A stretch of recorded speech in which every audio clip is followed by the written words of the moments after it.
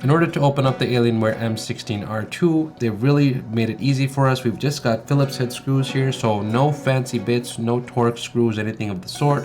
So we'll take our handy dandy screwdriver here, grab ourselves a Phillips head, and we'll get to work here. So we'll start off by removing these screws.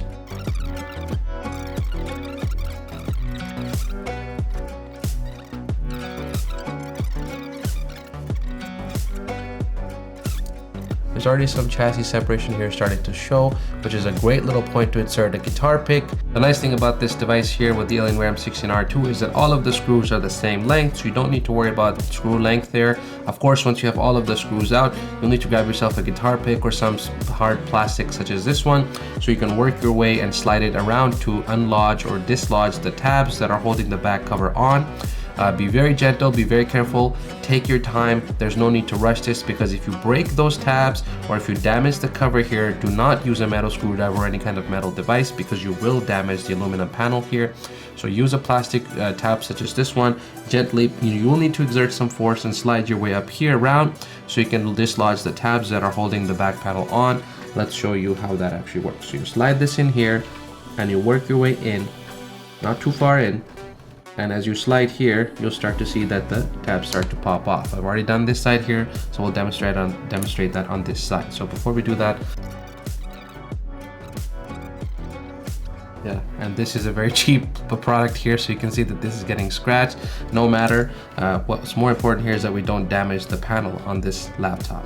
So once that's done here, we should be able to pry it up. We do have a separation now of these two edges.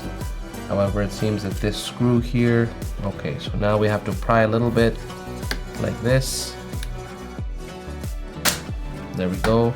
All right, I think we've got it here. So we'll lay it back down. And if we lift off this cover, there we go. It's hopefully there's no hinges. So you can see here that this is a all aluminum bottle panel. It's very fragile though. Aluminum is quite soft, so be very careful with this bottom cover. We set that aside for a moment.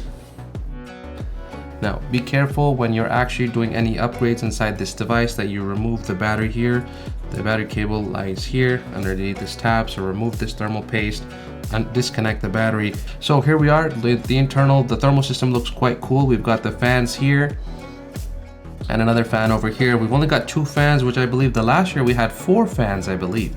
I'll have to go back and confirm that, and I'll update that in the overlay here for the video. So on upgradability standpoint, we've got 2 slots here for SSDs to be upgraded. These are PCIe Gen 4 slots, both of them. One is currently occupied, another is available to be upgraded. This is the 2280 variety. So you've got here mentioned SSD 2 onto the motherboard. We've also got here a Wi-Fi card. Since this is already Wi-Fi 7, I don't really see any point to want to upgrade that. You've already got the latest and greatest here.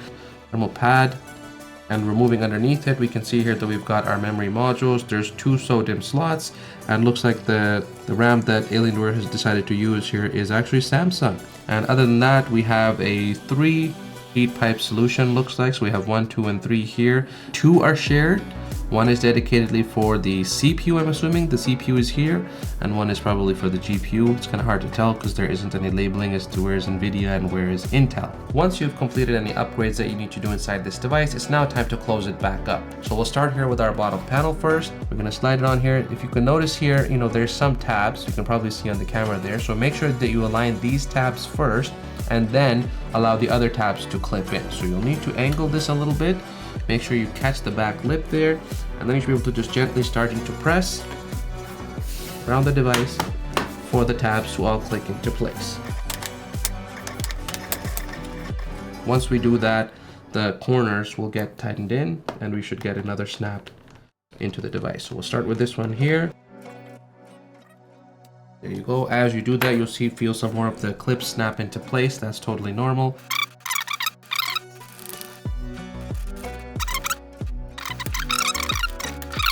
All right, here we've got everything assembled back, and now if we flip the device over, we can see that everything's back to normal, and just a final inspection around the lip of the device should indicate to us that it is sealed and properly closed up. If you move your fingers around here, we should see that it's properly closed up. Another thing that you can do to test it is to just open it up all the way, because the Alienware M16 R2 does lay all the way flat this year, so that is a nice thing.